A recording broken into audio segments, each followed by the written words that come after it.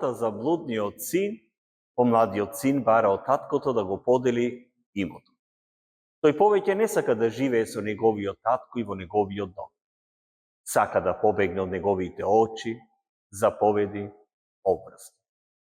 Го зема својот дел и оди во далечна земја, каде што го растура целиот свој имот, живеејќи во блуд и грев.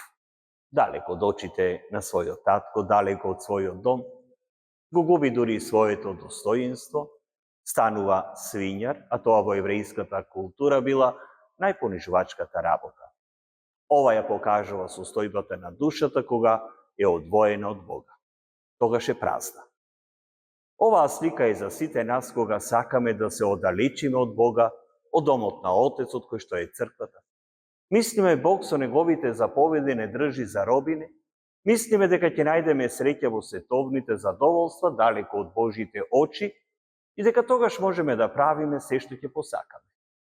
Но, како и што е опишано во оваа парабола, кога човекот го напушта Бога, кога ја напушта црквата, неизбежно доаѓа до духовно пропаѓање, го допираме дното на човечката состојба.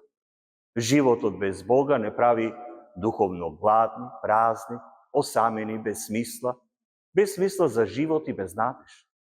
И ова е моментот на покаяние.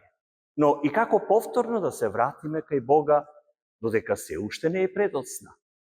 Параболата ни го покажува неизмерното Божјо милосрдие, дека Бог не чека со раширени прегради покрај нашите гревови.